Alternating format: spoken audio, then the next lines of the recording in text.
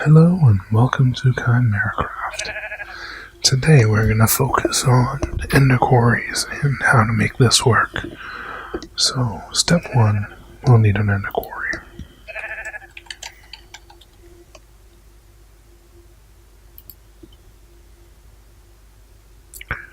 The materials for this aren't actually terribly expensive, but it's a fair amount of them, and I can highly recommend using enchanted books for this particular recipe. With Flim Flam 1, you get this by combining the book and emerald in a crafting table.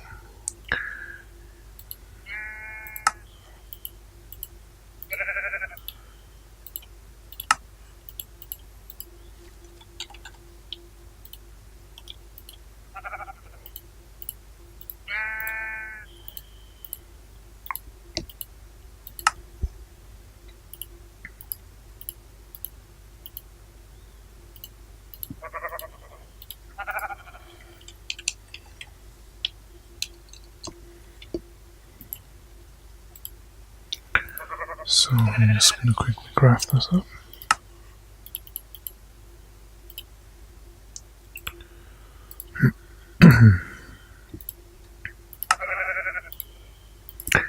Now by going this way about it, the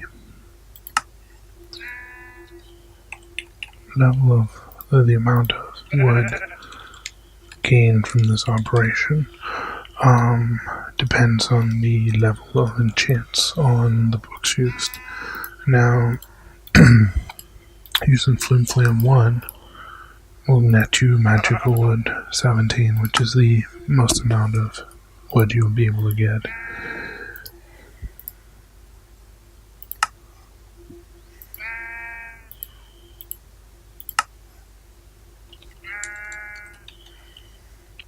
And we're going to have to grind up some blaze.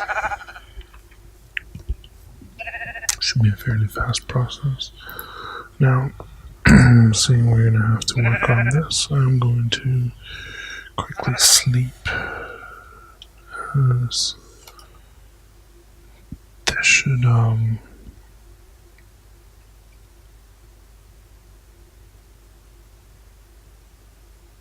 that was timing.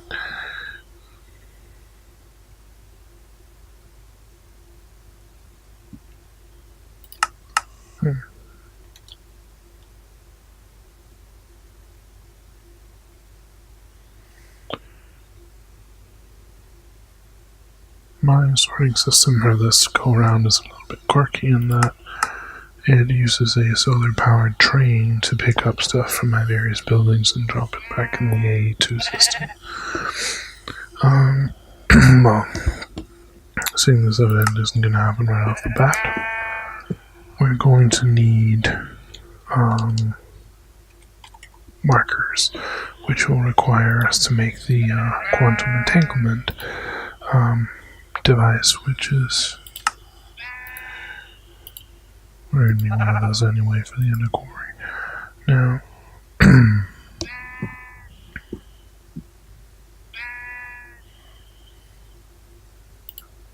crafting table. There we go. In place. So we're going to have to pick up the blaze anyway as we wait for dawn to come around so that my system would actually move blaze where I need it. You can see my cart is parked over there. During daytime, I'd run around, pick up stuff, and drop it back in the central storage system here, which is pretty neat when you're not in a particular hurry. So 2 eyes. I'm gonna need a bunch of them, so I'll just craft them up, and there we go. So quantum entanglement device. We're gonna need a crystal, which will charge it. And craft it like this, the more the faster, but it is probably unnecessary to do much more than this. Gonna need Hmm.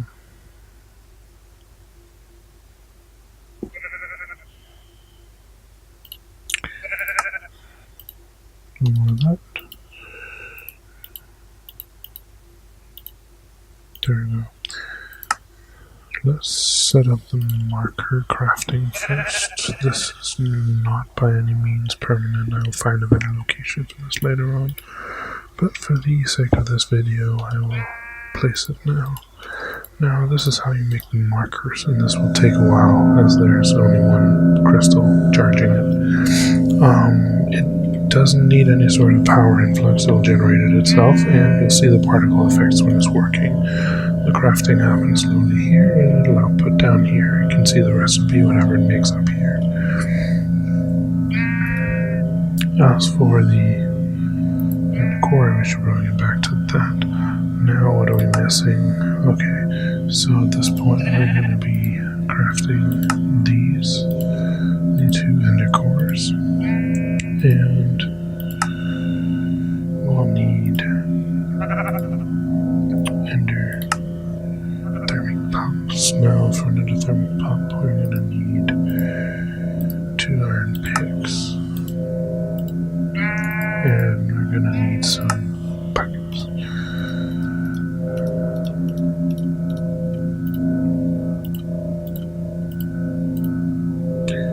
There we go. Pretty sure I have water in the system.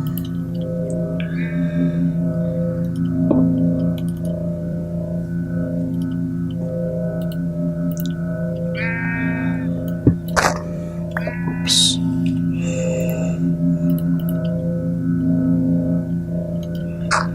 And as for the lava, I'm convinced I saw a pool over here. Now,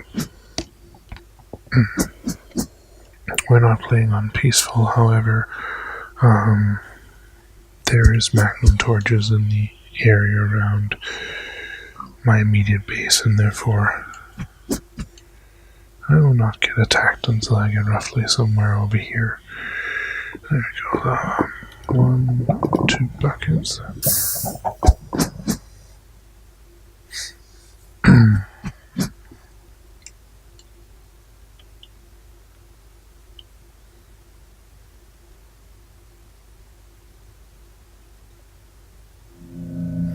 And back again.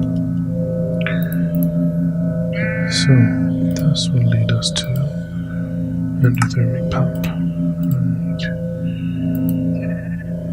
Do this, and evidently need another eye of ender to complete that process, which is fine.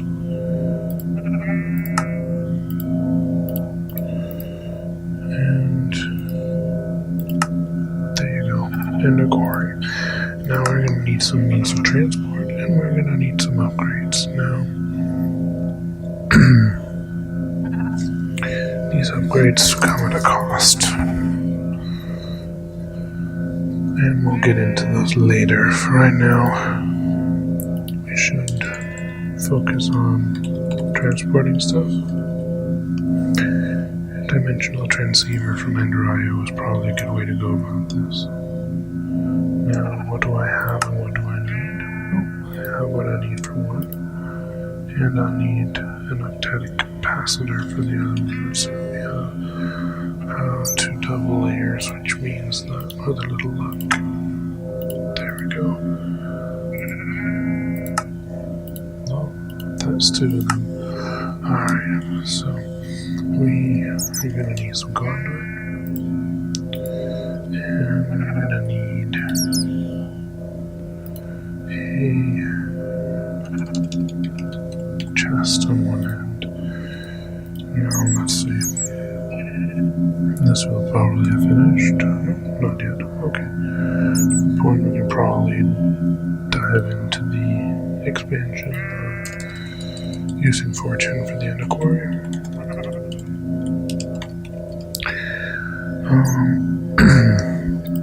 Gonna need an upgrade base either way, which happens to be a quantum entanglement recipe, which is gonna take some time. However,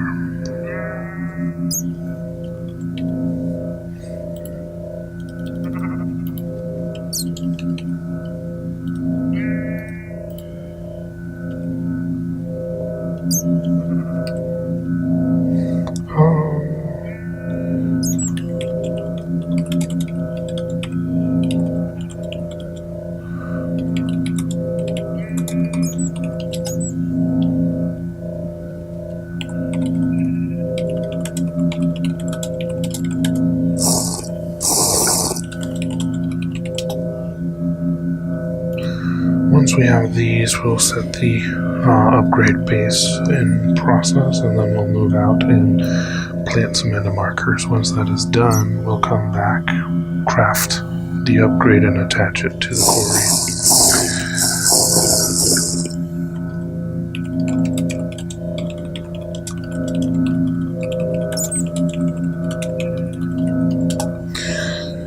So this is my immediate neighbor, guy living in this quartz castle over here.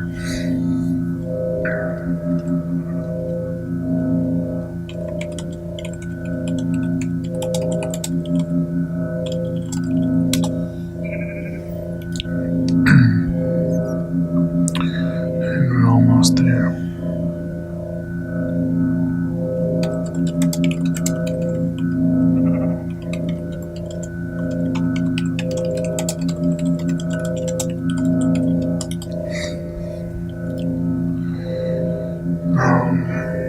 Might be worth introducing the Chimera Pack.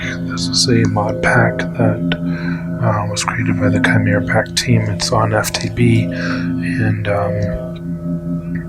the password is Chimera. It's a mod pack designed to keep you in mid-game for as long as possible, which means mods like MFR and big reactors are left out in favor of mods that require a little more effort. It does have Ender IO, Forestry, extra utilities, extra cells, and AE2 and stuff. It has basically anything you need, and it's missing the few things you thought you really needed, but you, in reality, can live without. Let's go about placing this first, and then we'll worry about the upgrade afterwards.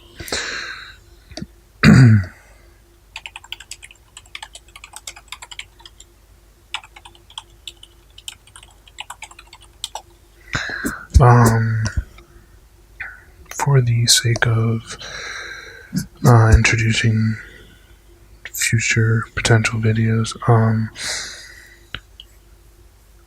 I will probably get into making an Enderman spawner soon, a powered Enderman spawner with automatic killing and looting, for the sake of actually having enough Ender pearls for Ender IO and anything else that might require them.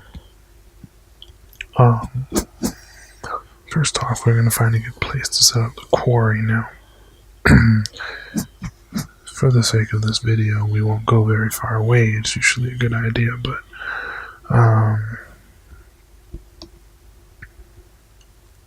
I'll make a small quarry that's relatively close to the spawn zone.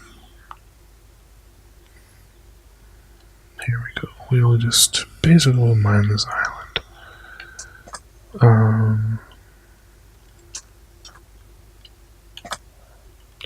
Whoops.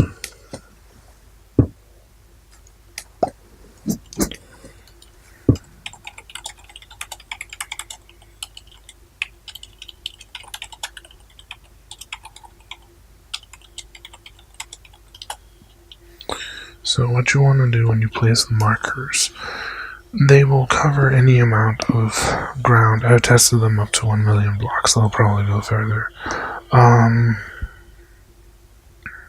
You basically have to get them at the same Y and ZX coordinates, like this. You can see they connect if there's a particle effect.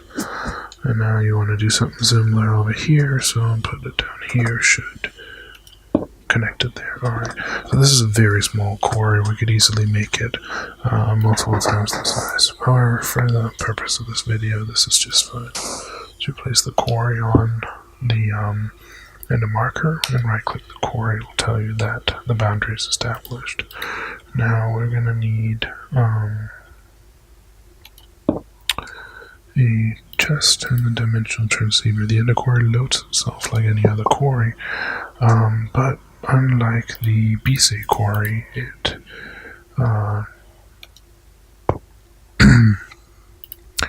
doesn't remove the blocks, it replaces them with dirt, which means it causes a lot less lag on the server.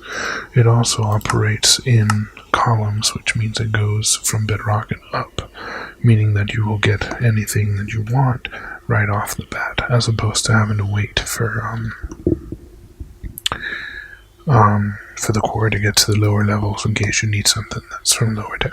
Now, first of all, we're going to set this up to supply power. Now, we're going to call this dark power, and we're going to make it private.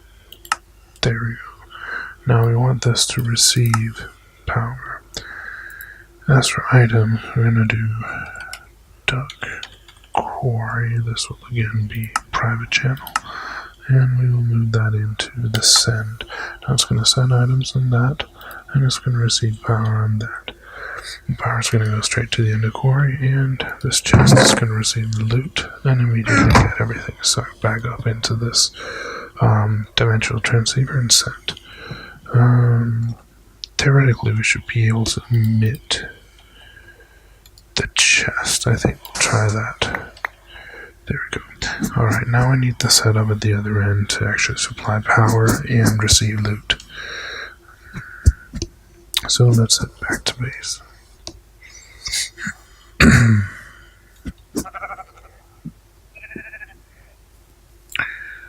And while we're traveling, I can briefly go on to explain that I'm currently using Ender IO's dark suit with jump boost on boots and a glider to transport myself around. This pack also has the Gravity suit, which is basically an upgrade of the IC2 top tier suit. The Gravity suit is pretty neat, but the dark suit is a lot cheaper, and I was never a huge fan of IC2. Okay, so over here is my quarry house. This is the power supply for my quarry, and thus we will set things up here. I'll do a sorting system later on that'll allow us to actually sort on the quarry. First, I'm just going to make sure that output ends up in the chest while we finish all the crafting. Now, I want this to output only. Excellent. Down here, and actually I should probably place the transceiver in the space there, which I will. Here we go. Hold on. Dimensional transceiver. Now, dimensional transceiver will send power and receive quarry stuff. There comes my little train. This should ideally start filling up, though it does not appear to be the case. May very well be that we need to place a chest and actually move the contents on the other side. Now we can go do that.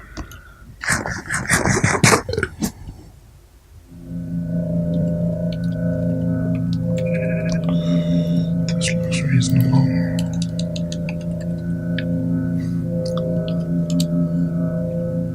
Oh, I have all the item conduit.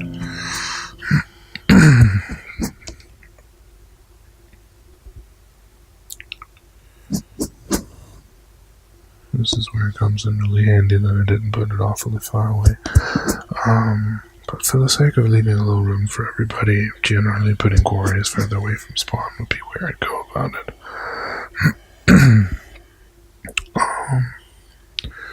For power sources, it wasn't immediately obvious probably. I have decided to go completely renewable. It means every building in my base powers itself with photovoltaic cells into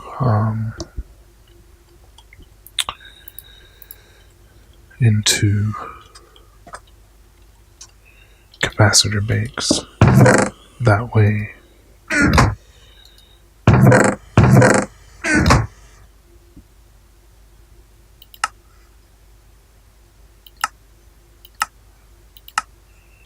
okay, evidently it is actually selling stuff. At least it claims to scan blocks.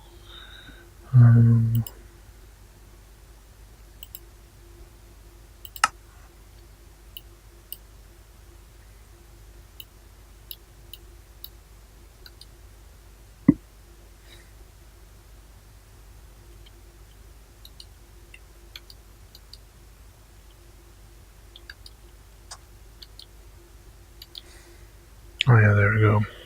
That's gonna be set. Slowly but surely.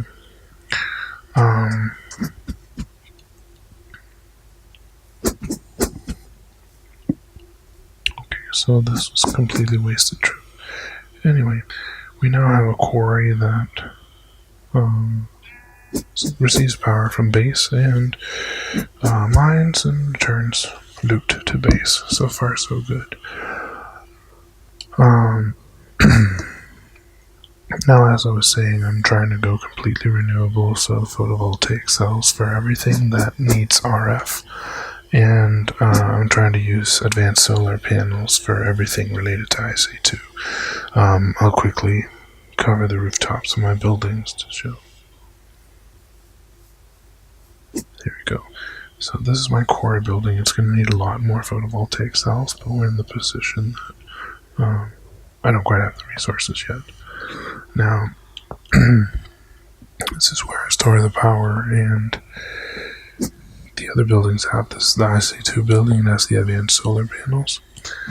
And over here is my AE2 item crafting, so the processes, etc., it's fully automated. It runs off of these cells. These two buildings share power capacitors. They're over here, the photovoltaic cells for it. The capacitors underneath. This is my Ender IO processing, and this over here is my TE2T processing. Alright, here we go. So, it's currently receiving power from these cells and dumping it into this chest. Now we will want, oh yeah, that's probably the problem. This is not set to output, which it will be now. There we go. So now it outputs the loot gained from the quarry to here. Basically that was fairly simple, and there we go. I am going to make a somewhat simple sorting system for this in a minute or two after we have found the Ender Quarry upgrade base and looked into what Fortune 1 costs. Fortune 1 is an iron pickaxe with Fortune on it, the upgrade base and 2 wrists. So that's relatively cheap. Now we need to find out Fortune 1. With Ender IO, the easiest way to make upgrades is using enchants is using the enchanter. Fortune.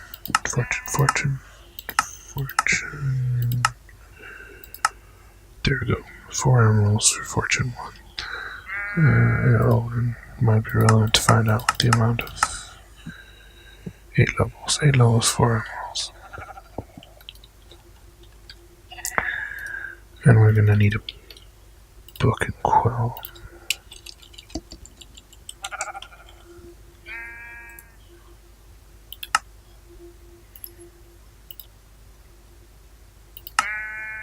There we go. And then the final product. Some levels. This can be done fairly. I output my liquid experience to an XP tank. It's an open blocks tank. You can right click those to redeem it as levels. It seems to be the simplest way, so that's where I go. There we go. And this needs to be added in an anvil. 3 levels, alright. The anvil is the dark anvil from Ender IO. It's a little more durable than the vanilla anvil and will do the same work.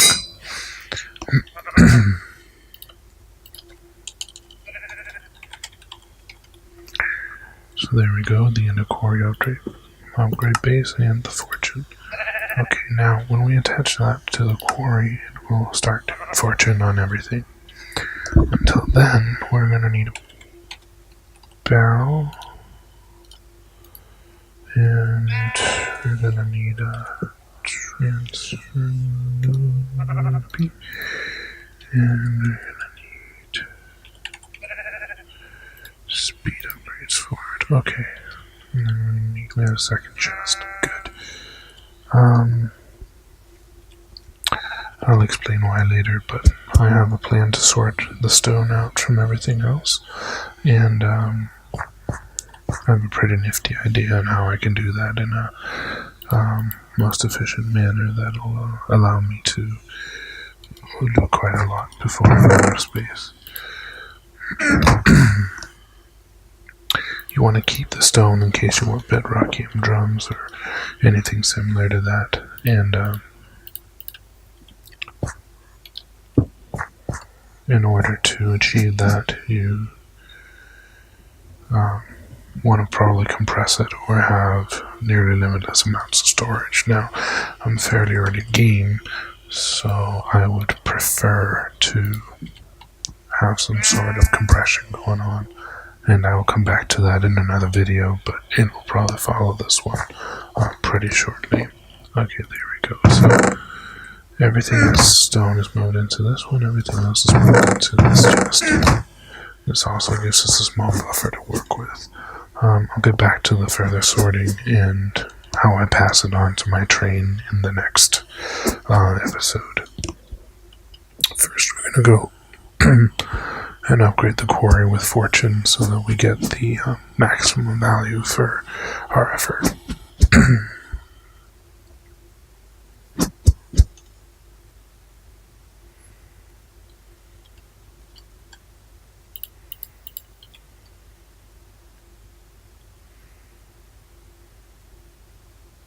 Alright. Once we attach this to the side, the core will be automatically upgraded with fortune. So basically, there we go. And now it's going to pull considerably more power.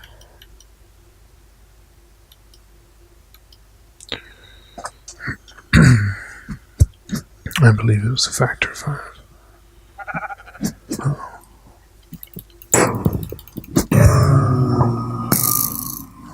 Okay, we better make some tracks.